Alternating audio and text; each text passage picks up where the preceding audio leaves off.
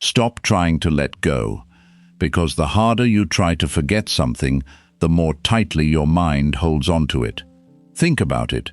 The person you keep trying not to think about, the memory you wish you could erase, the pain you thought you should be over by now, you push it away. It comes back. You tell yourself, I need to move on, and somehow you're still standing in the same place. Why?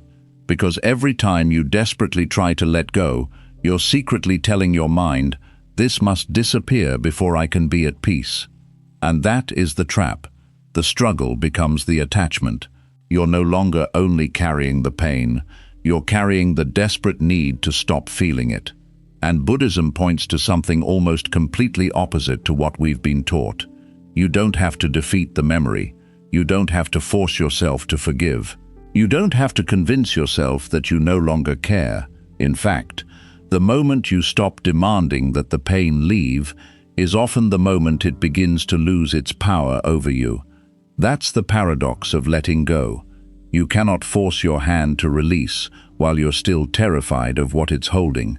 So if there's something you've been trying to let go of for months, maybe years, don't try harder, because true letting go isn't about making something disappear. It's about reaching a place where, even if it stays, it can no longer control you. And once you understand how to do that, letting go stops being a battle. It becomes a consequence. 1. The harder you try to let go, the tighter you hold on.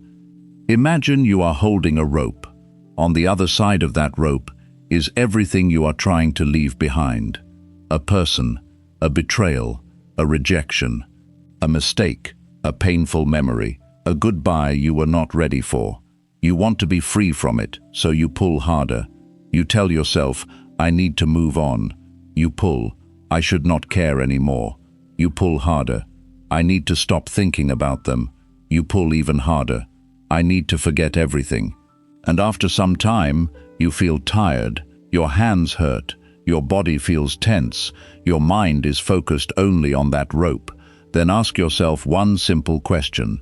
If you really want to be free, why are you still pulling?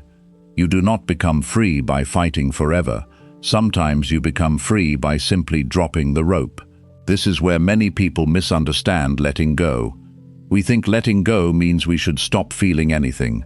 We think peace will come when the sadness is gone, the anger is gone, the memories are gone, and we feel nothing anymore. So when the feelings come back, we think something is wrong. A memory comes back and you say, I thought I was over this. Sadness comes back and you say, why am I feeling this again? You miss someone for a moment and think, maybe I have not healed at all.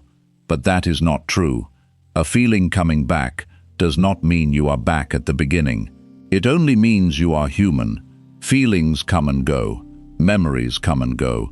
Old pain can return for a moment without taking over your life again. The real problem starts when you fight every feeling. Now you are not only hurt, you are also angry at yourself for still being hurt. You are not only sad, you are upset because you think you should not be sad anymore. You are not only remembering, you are ashamed that you still remember. This creates even more pain. You start thinking, it has been 3 months, it has been 6 months, it has been 1 year. Why am I still feeling this? But healing does not follow a fixed time. Your heart does not care about dates. It heals in its own way. And forcing yourself to stop feeling something is not the same as being free from it. Buddhist wisdom teaches us something much calmer. A feeling comes, notice it. A memory comes, notice it. Sadness comes, let it be there, then let it pass. You do not have to hold on to it. You also do not have to fight it. This is where peace begins. Most of us do the opposite. When happiness comes, we want it to stay forever. When sadness comes, we want it to leave immediately. When love comes, we say, please never change. When loss comes, we say, this should not be happening. And because of this, the mind becomes tired. It keeps trying to control things that cannot always be controlled. Real freedom starts when you stop telling every feeling what it should do. Sadness can be there without becoming your whole life. Anger can be there without controlling your actions. A memory can come without pulling you back into the past. You can miss someone and still not go back to them. You can love someone and still know they are not right for your life. You can remember good moments without trying to bring them back. You can feel pain without letting that pain control your future. That is real strength. Strength is not becoming cold. It is not pretending you do not care. It is not forcing yourself to feel nothing. Real strength is being able to feel something without letting it control you. So when the memory comes, do not fight it. Just notice it. When sadness comes, do not ask, "Why is this still here?" Let it come. Let it pass. When your mind goes back to the past, do not be angry with yourself. Bring your attention back to the present, again and again, slowly, calmly. You do not need to defeat the past. You only need to stop giving the past your whole present. 2. You're not holding on to them. You're holding on to what should have been sometimes. The hardest thing to let go of is not the person. It is the future you imagined with them. You may think you miss them, but maybe you miss the life you thought you were going to have, the talks you thought you would share, the places you thought you would go, the promises you believed would come true, the version of yourself you imagined becoming beside them. This is why some endings hurt so deeply. You are not only losing what was real, you are also losing what you hoped would become real. And the mind does not let go of hope easily. It keeps showing you another version of the story. What if they had stayed? What if they had changed? What if you had said the right thing? What if the timing had been different? What if the relationship had become everything you wanted? These thoughts can feel comforting for a moment, but they can also keep you stuck, because now you are not living with what happened. You are living with what you believe should have happened. You tell yourself, "They should have understood me, they should have chosen me, they should have kept their promise, they should have treated me better, they should have stayed, and maybe they should have. Maybe you deserved better, maybe you deserved honesty, maybe you deserved respect. Maybe you deserved a different ending." But there is a painful truth we all have to face. Something can be unfair and still be real. Something can hurt and still be over. Something can be wrong and still be impossible to change. This is where acceptance becomes powerful. Acceptance does not mean saying, "What happened was okay." It means saying, "This is what happened, and I will stop fighting reality inside my own mind." There is a big difference. You can accept that someone left without agreeing with how they left. You can accept that someone hurt you without saying they were right. You can accept that something ended without saying it meant nothing. Acceptance is not weakness. Acceptance is when you stop wasting your strength arguing with something that has already happened. Buddhist wisdom teaches us that everything changes. People change, feelings change, relationships change, plans change, life changes. Nothing stays exactly the same forever. We know this, but when we love something, we secretly want it to stay. We want people to remain the same. We want feelings to remain the same. We want good moments to last forever. But life does not make that promise. And when things change, we often suffer because we keep holding on to the old version. We keep saying, "But it was not supposed to end like this." Maybe not, but it did. And peace begins when you stop asking the past to become something else. Think about a flower. It blooms. It looks beautiful.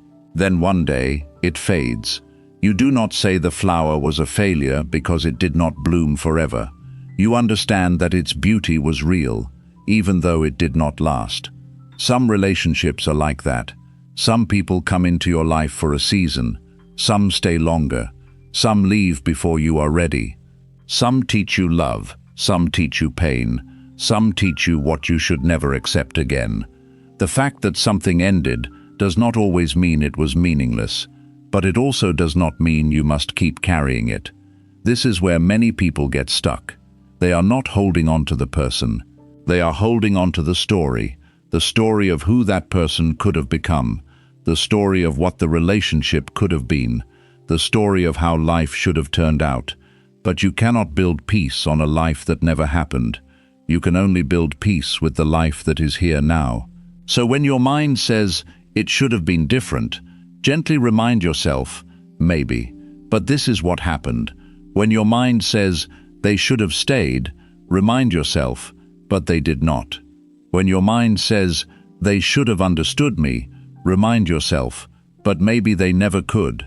These words may feel painful at first, but they bring you back to reality. And reality is the only place where healing can happen. You cannot heal inside an imaginary future.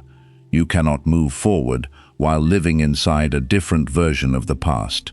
You have to come back to what is real, what happened, what you learned, what you need now, and what you will choose next. Sometimes letting go is not saying goodbye to a person. Sometimes it is saying goodbye to the future you created around them. And once you stop waiting for that future to come back, your life finally has space to become something new. 3. Stop waiting for closure. Some answers will never set you free. Sometimes what keeps you tied to the past is not love. It is a question. Why did they change? Why did they leave? Why did they hurt me?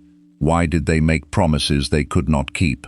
Why did they act like they cared and then become distant? Why did everything change when I thought things were going well? And the mind tells you something very dangerous. If I can understand why, then I can finally move on. So you keep searching. You go back through old conversations. You remember the last few weeks. You think about their words, their actions, their silence. You notice things that you did not notice before. Maybe there was a sign. Maybe there was a moment when everything changed. Maybe you said something wrong. Maybe they were hiding something. Maybe you could have done something differently. And before you know it, you are living in the past again. Not because you want the person back, but because you want the story to make sense. This is one of the strongest ways the mind holds on. It wants a clear answer for everything. It wants every ending explained. It wants every painful experience to make perfect sense. But life does not always give us that. Sometimes people leave without giving a clear reason. Sometimes they give a reason, but it does not feel like enough. Sometimes they apologize, but the apology does not remove the pain. Sometimes they tell you the truth, and the truth creates even more questions. You ask why they left. They answer. Then you ask why they did not tell you sooner. They answer that. Then you wonder how long they had been feeling that way. Then you wonder whether the good moments were real. Then you wonder if they ever truly cared. One answer becomes another question, then another, then another. This is why closure cannot always come from knowing everything, because the mind can always find one more thing to ask. You may believe you need their explanation, but sometimes what you really want is for their explanation to change what happened. You want the right words to make the pain disappear. You want their apology to give you back the peace you had before. You want them to explain themselves so well that suddenly everything feels okay. But some words cannot do that. An explanation can tell you why something happened. It cannot make it unhappen. An apology can show regret. It cannot return the days you spent hurting. A final conversation can give you information. It cannot always give you peace. That is why waiting for someone else to give you closure can keep you trapped for a very long time. Without realizing it, you place your peace in their hands. You think, I will move on when they explain. I will heal when they apologize. I will feel better when they understand how much they hurt me.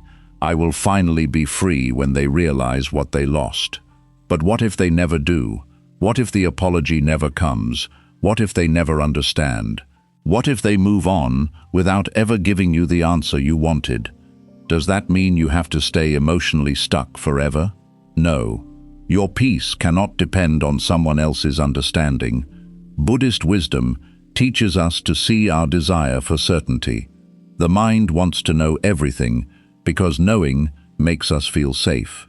We believe that if we understand the past completely, We can protect ourselves from ever being hurt like that again. But some things will remain unclear. Some questions will never have perfect answers. And peace begins when you learn that you can live without knowing everything. Maybe you will never know exactly why they changed. You can still move forward. Maybe you will never understand why they treated you that way. You can still heal. Maybe they will never admit what they did. You can still know what happened to you. Maybe they will never regret losing you. You can still build a beautiful life without their regret. This is where your power comes back. Instead of asking, "Why did they do this to me?" ask, "What do I understand now that I did not understand before?" Instead of asking, "Will they ever realize my value?" ask, "Why should my value depend on whether they recognize it?" Instead of asking, "What would I say if they came back?" ask, "Why am I still preparing for someone who is no longer here?" These questions bring your attention back to your own life, because sometimes searching for closure is simply another way of keeping the connection alive. As long as there is one more question, there is one more reason to think about them, one more reason to replay the story, one more reason to imagine another conversation, one more reason to keep the door slightly open. But not every door needs one final conversation before you close it. Sometimes silence is the answer. Sometimes their actions are the answer. Sometimes the way they treated you is the answer. Sometimes the fact that you had to keep asking where you stood is already enough information. You do not need to understand every part of someone to understand that something was hurting you, and you do not need their permission to leave that pain behind. There comes a moment when you have to stop asking the past to explain itself. You have asked enough. You have replayed enough. You have imagined enough.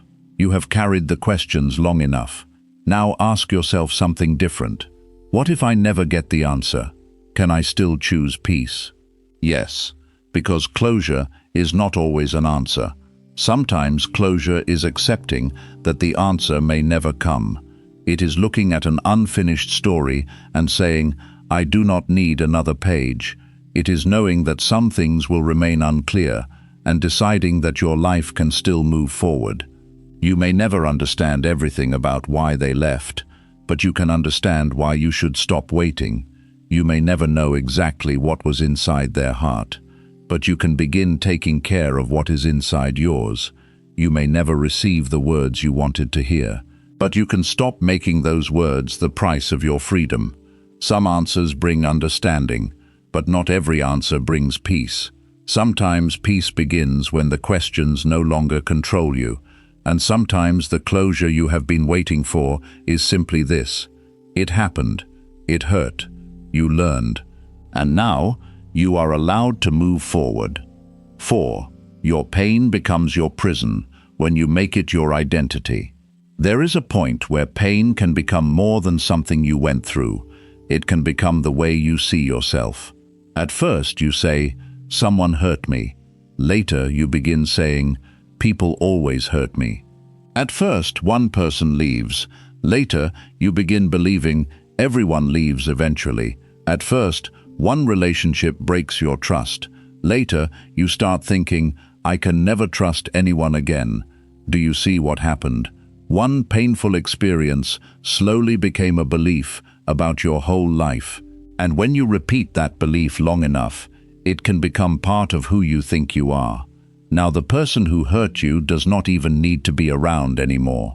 The relationship can be over. The messages can be gone. Years can pass. But the pain is still making decisions for you. Someone new enters your life, and you expect them to disappoint you. Someone treats you well, and you wonder how long it will last. Someone gets close, and instead of enjoying the connection, you begin preparing for the day they leave. You watch every small change. A shorter message feels important. A quiet day feels dangerous. A different tone makes you wonder if something is wrong. Not because the new person has done anything terrible, but because an old experience taught you to expect pain before it arrives. You think you are protecting yourself, but sometimes protection becomes another kind of prison. You build walls so nobody can hurt you again, Then one day you realize those same walls are also keeping good people out. This is why healing is not only about letting go of another person. Sometimes you must let go of the version of yourself that was created by what happened. The version that stopped trusting. The version that became afraid of getting close. The version that expects people to leave. The version that believes love always ends in pain. That version of you may have had a reason to exist. Maybe you needed to become careful. Maybe you needed distance. Maybe your heart needed time. There is nothing wrong with protecting yourself after being hurt. But something that protects you for one season can hold you back in the next. Imagine wearing heavy armor during a battle. During the battle, that armor protects you. You need it. But when the battle is over, you keep wearing it everywhere. You wear it while walking. You wear it while resting. You wear it when someone tries to hug you. You wear it even when there is no danger around you. After some time, the armor becomes heavy. The thing that once protected you is now stopping you from living freely. Emotional pain can work the same way.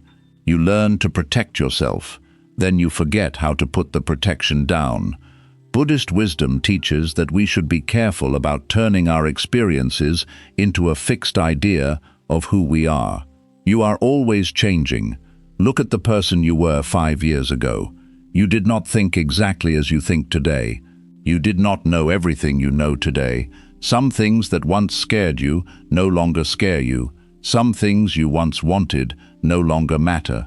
Some people you once thought you could never live without are no longer part of your life. You changed, and you will keep changing. So why should one painful chapter decide who you must be forever? You were betrayed, but you are not betrayal. You were rejected, but you are not rejection. Someone left you, but you are not someone who must always be left. You made mistakes, but you are not your mistakes. Something broke your heart, but your broken heart is not your whole identity. These things happen to you. They are not all that you are. That difference matters, because when you say, "This happened to me," you leave space for life to change. But when you say, "This is who I am," you turn a moment into a permanent identity. And sometimes we hold on to that identity without even knowing it. Maybe you have spent so long being the person who was hurt that you no longer know who you would be without the story. Maybe you have spent years waiting for someone to realize what they did to you. Maybe part of you still wants them to come back, not because you want the relationship again, but because you want them to admit they were wrong. You want them to see your value.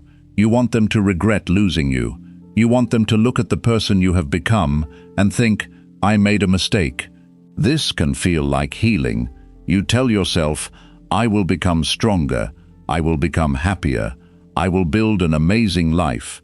And one day, they will see what they lost. But look carefully. If your new life is still being built for their reaction, they are still part of it. If your success is meant to make them regret leaving, their opinion still matters. If your happiness is meant to prove something to them, they still have a place inside your happiness. Real freedom is quieter than that. You no longer need them to regret anything. You no longer need them to see your growth.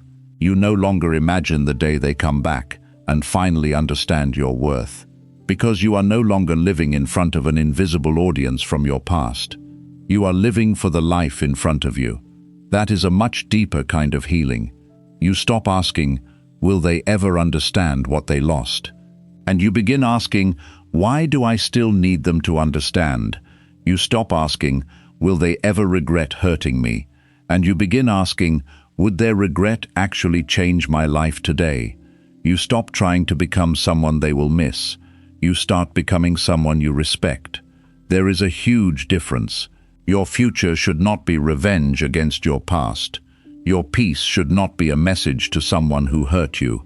Your growth should not be a performance for someone who walked away. Grow because your life deserves to grow. Become peaceful because you are tired of carrying a war that has already ended. Become stronger because strength allows you to live with an open heart without losing yourself. And most importantly, allow yourself to become someone new. You do not have to remain the person you were during your worst days. You do not have to keep carrying the same fear because it once protected you. You do not have to expect every new person to pay for what an old person did. The past can teach you without controlling you. You can learn to notice warning signs without becoming suspicious of everyone. You can create boundaries without closing your heart. You can remember what happened without expecting it to happen again. You can become wiser without becoming colder. That is real growth. Maybe the person who survived the pain needed to be guarded, but the person you are becoming may be ready for peace, and you are allowed to become that person. You are allowed to put down the armor. You are allowed to stop telling the same painful story about yourself. You are allowed to enter a new chapter without carrying every old character into it. Because your pain may be part of your story, but it does not have to become your name. Let it teach you. Let it change what you accept. Let it make you wiser about where you give your heart. But do not let it decide who you are forever. You are bigger than what happened to you, and the moment you stop building your identity around the wound, the past begins losing one of its strongest ways of controlling your present. 5. True letting go begins when you stop trying to let go. One day, something strange will happen. You will remember them. You will remember what happened. You may remember the words they said, the way things ended, and even how deeply it once hurt you. But this time, the memory will feel different. It will come into your mind, but it will not take over your whole day. You will not feel the need to check on them. You will not replay the old conversations. You will not imagine what you would say if they came back. You will simply remember. And then you will continue with your life. That is when you will understand what letting go really means. Letting go does not mean forgetting. It does not mean the person disappears from your memory. It does not mean you never feel sadness again. It does not mean you become cold and stop caring. It means the past can enter your mind without pulling you back into it. That is freedom. Many people believe letting go should happen in one big moment. They imagine waking up one morning and suddenly feeling nothing. No sadness, no anger, no questions, no memories. Everything is gone. But healing rarely happens like that. Most of the time, letting go is so quiet that you do not even notice it happening. At first, you think about the person every hour, then only a few times a day. Then one evening you suddenly realize you were busy all afternoon and they never crossed your mind. Later, an entire day passes, then several days, and eventually the memory returns. But instead of staying for an hour, it stays for a minute. Then it leaves, not because you forced it away, because your mind no longer needs to hold it so tightly. This is why constantly asking yourself, "Have I let go yet?" can keep you stuck. Every time you ask the question, you go back and check the past. Do I still miss them? Do I still feel angry? Would seeing them hurt me? Would I answer if they called? Do I still care? You keep checking the wound to see whether it has healed. But imagine touching a wound every few minutes to see if it is getting better. You would only disturb it. Sometimes healing needs space. Your heart needs the same thing. You do not need to check your progress every day. You do not need to measure how often you remember. You do not need to prove that you have moved on. You need to live. This is where Buddhist wisdom becomes very simple and very powerful. Be where you are, not where you were. Not where you hoped you would be, here, right now. The past may enter your mind, but you do not have to follow it. A thought is not an order. A memory is not an invitation. A feeling is not a command. You can notice something without becoming lost inside it. Imagine you are sitting beside a river. Leaves are floating past you. One leaf comes. You see it. Then it moves away. Another comes. You see that one too. You do not jump into the river and chase every leaf. You let them pass. Your thoughts can be treated the same way. A memory appears. There they are again. Notice it. You do not need to ask why. You do not need to understand what it means. You do not need to turn one memory into 20 more. Just let it pass. But this is where many people get pulled back. One memory comes, and they follow it. They remember one conversation, then another. Then they wonder what the person is doing now. Then they wonder if that person misses them. Then they imagine meeting again. Then they imagine what they would say. Then they remember another painful moment. And suddenly, 10 minutes have passed. Their body is in the present, but their mind has gone back years. The first memory was not the problem. Following it was. You cannot always control which thoughts enter your mind, but you can learn not to follow every thought that appears. This is one of the quiet strengths of mindfulness. You see the thought without becoming the thought. You feel the emotion without becoming the emotion. You remember the past without moving back into it. A memory comes. You notice it. Then you return to what is in front of you. Maybe you are drinking tea. Drink the tea. Maybe you are walking. Feel your feet touching the ground. Maybe you are sitting quietly. Notice your breath. Maybe someone is talking to you. Listen to them. Come back to the life that is actually happening. Again and again. This may feel small, but this is how the past slowly loses its power. Not because you destroy the memory, because you stop feeding it with your attention. There is another trap that many people do not notice. You can become so focused on healing that healing becomes your whole life. You wake up thinking about how to move on. You watch videos about letting go. You read about heartbreak. You think about what happened. You analyze your feelings. You ask yourself whether you are stronger now. You keep trying to fix yourself, and without noticing it, your entire life is still built around the thing you are trying to leave behind. The past is still at the center. Even your healing is about the past. At some point, you have to stop making healing your full-time job. You have to start living again. Not because every feeling has disappeared, not because every question has been answered, but because your life cannot wait until you feel perfect. Go outside, talk to people, learn something, work on something that matters to you. Enjoy a quiet morning without turning it into a lesson about your pain. Laugh without asking whether your laughter means you have finally healed. Listen to music without searching every line for your own story. Meet new people without asking whether they will hurt you the same way. Allow ordinary life to become important again. This is how your world becomes bigger. And when your world becomes bigger, the past naturally becomes smaller. Think about it. Right now, the painful memory may feel huge because it takes up so much space inside your attention. But your life can grow around it. There can be new mornings, new conversations, new places, new goals, new reasons to smile, new people who meet a version of you that the past never knew, new moments that have nothing to do with what happened. The old memory may still exist, but it is no longer the whole story.